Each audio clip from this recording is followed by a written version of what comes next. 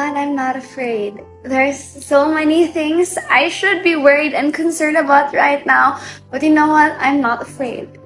Not anymore. Because when Satan tries to make me scared, when he tries to make you doubt you, because I am your child, I get to remember how much power you actually hold. That my God is sovereign, that my Father is in control, and that you are the one who takes care of me. So God, I am not afraid. No, instead, I am excited. Because amidst all the uncertainties, I know that the end is what is best for me simply because you are faithful to keep your promise of guiding me, walking with me. Jesus, you're not just going to bring me to that beautiful promised land of rest. No, it's the journey, the exciting part, where you're going to walk me from point A to point B because you aren't expecting me to live constantly like I'm in a waiting season. No, you give me joy in every little point and aspect in my life because that's just how you are. God, I'm not afraid even if my heart tells me I have every reason to, because you know what? My heart is deceitful.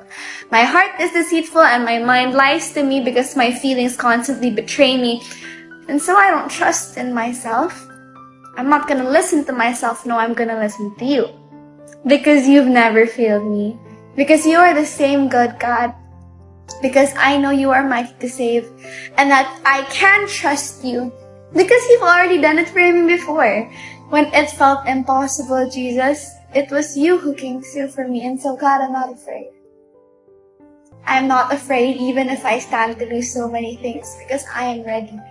I am ready to get hurt if that's what we need to happen. I am ready to break. If brokenness is what it will take for me to be humble before you again, God, I am ready to lose so many things important to me, not because I don't care about them, but because I love you so much more, because you did that for me. Jesus, I'm not afraid. I'm not afraid because you told me I don't have to. I'm not afraid because even as tears well up in my eyes, God, I can still look to you in the heavens and trust in you. I'm not afraid even if I want to be. What's the point in fear when I've already found the perfect love that casts it out?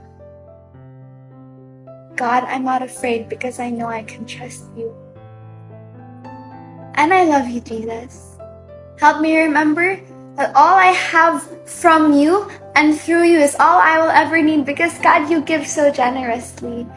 And so teach me to receive your love today because I want to do this with you, Jesus. I love you, Jesus. Amen.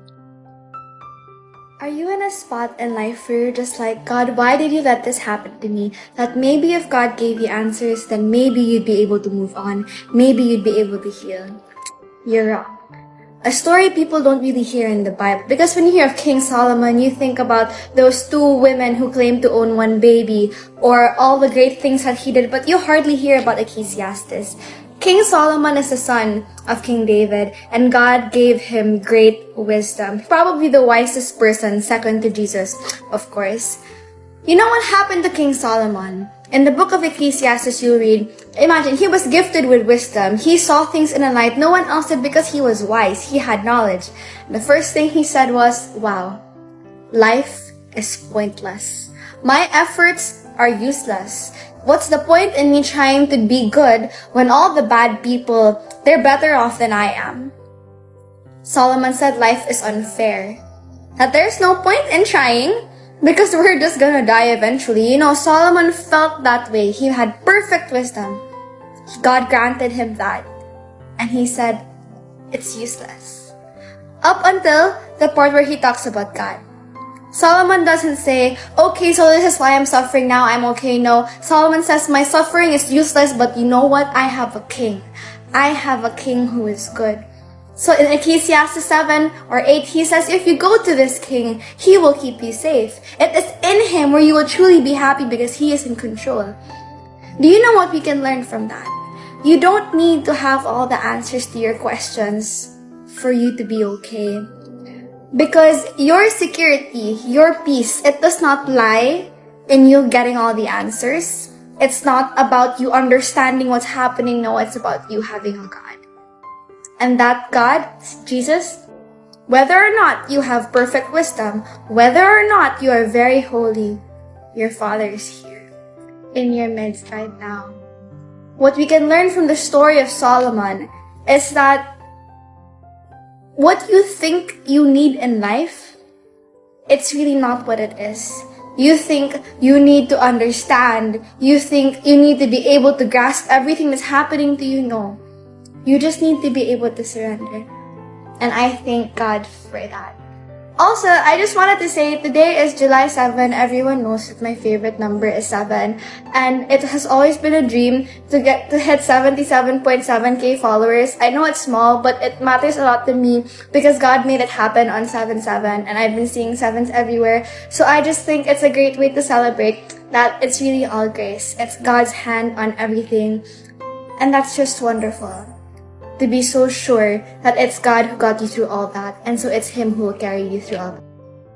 You walk on water? No, right?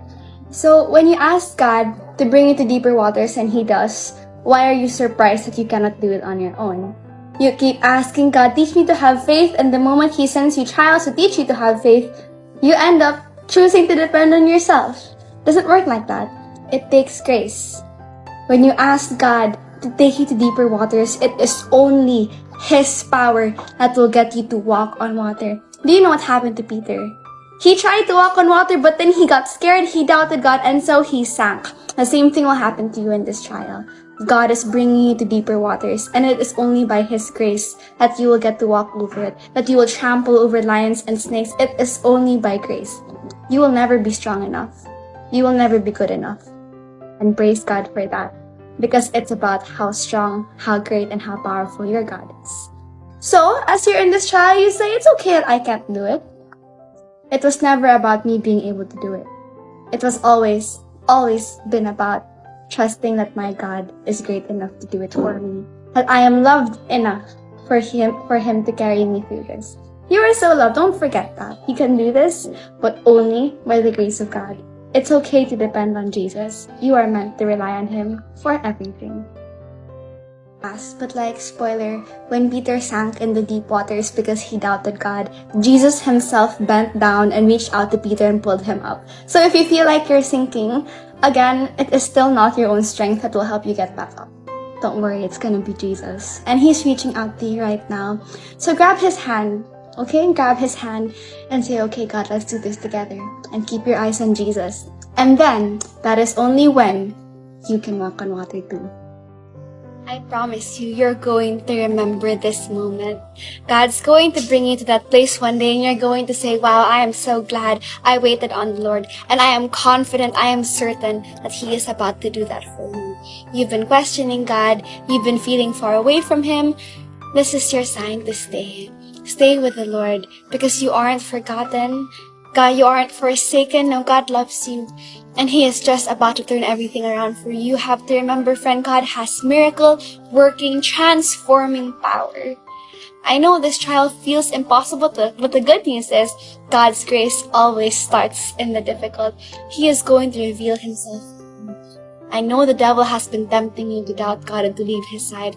So don't give in. Don't let Satan win. Because you are so much better than that. You are a child of God. And so your Father, He's taking care of you. God loves you so much. Talk to Him before you sleep. Good night.